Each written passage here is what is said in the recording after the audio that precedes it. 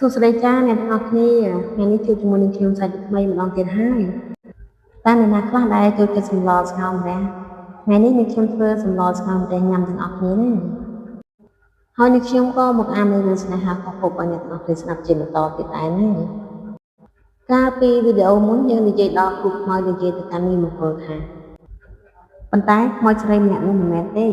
នាងត្រូវបានមេធុបដកវិញ្ញាណមកដាក់ក្នុងកឡោចំណែកឯរូបរបស់នាងត្រូវបានគេយកទៅលាក់នៅកន្លែងអាថ៌កំបាំងមួយដូច្នេះហើយយើងត្រូវរករូបរបស់នាងឲ្យឃើញទើបយើងអាចបញ្ចប់នាងបានមីមង្គលក៏សួរទៅម៉ែគ្រូទៀតថាតើយើងទៅរករូបរបស់នាងនៅឯណាទៅយើងមិនទាន់ច្បាស់នៅឡើយទេចាំយើងមើលម្ដងទៀត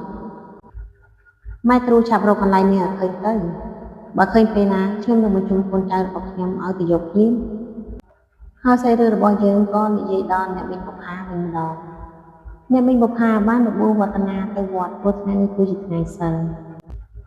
ទៅដល់វត្តពីអ្នកម្ដាយតូនបានយកចង្ហាន់និងភេសជ្ជៈទៅថ្វាយព្រះចៅអធិការវត្តពេលប្រគេនរួចហើយ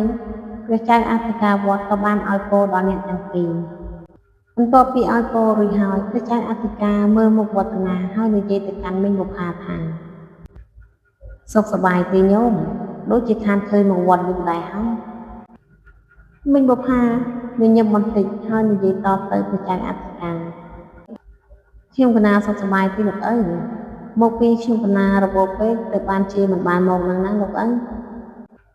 ព្រះចៅអធិការក៏បែរទៅសួរវឌ្ឍនាវិញម្ដងចុះញោមវឌ្ឍនាយ៉ាងម៉េចដែរ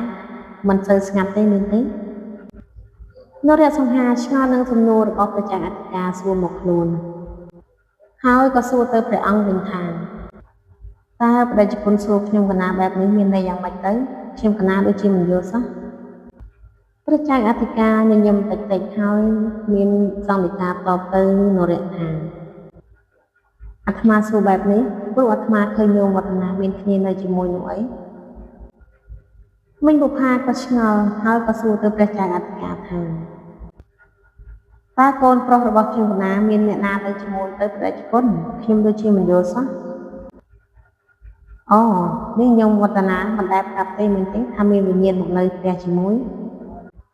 មីងបុប្ផាភ្ញាក់ផ្អើលយ៉ាងខ្លាំងហើយក៏សួរទៅនរៈថាម៉េចមានវិញ្ញាណមកនៅជាមួយមែនទេតើពិតមែនទេវឌ្ឍនាមិនប្រហមម្ដាយហើយនិយាយតបថាបាទពិតមែនហើយមកមីងបុប្ផាក៏លន់មាត់ថាពុទ្ធោតើធ្វើយ៉ាងម៉េចទៅលោកអើយតើវឌ្ឍនាឲ្យមានគ្រោះថ្នាក់ដែរទេលោកអើយកំឡោះសង្ហាវឌ្ឍនាក៏និយាយកាត់ថានាងជាវិញ្ញាណល្អទេម៉ាក់នាងមិនបានធ្វើអីកូននោះទេព្រះចៅអធិការក៏និយាយបន្តទៅថាពិតមែនហើយនាងជាវិញ្ញាណល្អទេហើយបើញោមឯងដឹងការពិតពីនាងច្បាស់ជាអាណិតនាងជាមិនខាននរៈសង្ហាវឌ្ឍនាក៏សួរទៅព្រះចៅអធិការថាតើបដិជគុណដឹងរឿងអីពីនាងនោះទេតើអាចប្រាប់ខ្ញុំកណាបានទេហើយសាច់រឿងរបស់យើងក៏កាត់ត្រង់នឹងបន្តិចពេលត្រឡប់មកផ្ទះមីងបុប្ផាក៏សួរទៅវឌ្ឍនាហេតុអីកូនមិនប្រាប់ម៉ាក់ថាមានវិញ្ញាណមកនៅក្នុងផ្ទះរបស់យើងគឺកូនមិនចង់ឲ្យម៉ាក់ដឹងនោះទេគឺកូនខ្លាចម៉ាក់ខ្លាចនាងណាហេតុអីកូនធ្វើអញ្ចឹងចុះបើនាងធ្វើបាបកូនតើឲ្យម៉ាក់ធ្វើយ៉ាងម៉េចទៅម៉ាក់ខ្ញុំប្រាប់ហើយថានាងជាវិញ្ញាណល្អនោះទេនាងមិនអាចធ្វើបាបកូននោះទេគឺមានតែនាងជួយកូនតែប៉ុណ្ណោះ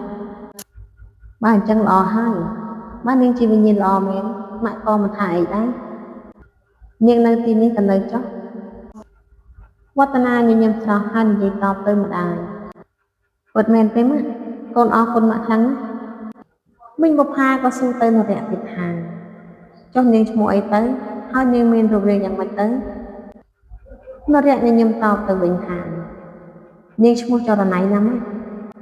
នាងជានារីរបាំនាងមានរូបសម្រស់ស្រស់ស្អាតខ្លាំងណាស់ទឹកមុខរបស់នាងស្រស់ប្រព្រឹមញញឹមស្រស់ម្រាមដៃរលូនរវល់គួរឲ្យស្រឡាញ់ខ្លាំងណាស់ម៉ាក់លើកូនប្រុសរ៉ែរ៉ាប់បែបនោះហើយមីងបុប្ផាក៏និយាយថាបានហើយគ្រាន់តែកូននិយាយក៏ដឹងដែរថានាងស្រស់ស្អាតខ្លាំងប៉ុណ្ណា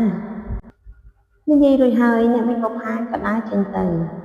ចំណែកឯវឌ្ឍនាឈរញញឹមទាំងសប្បាយចិត្ត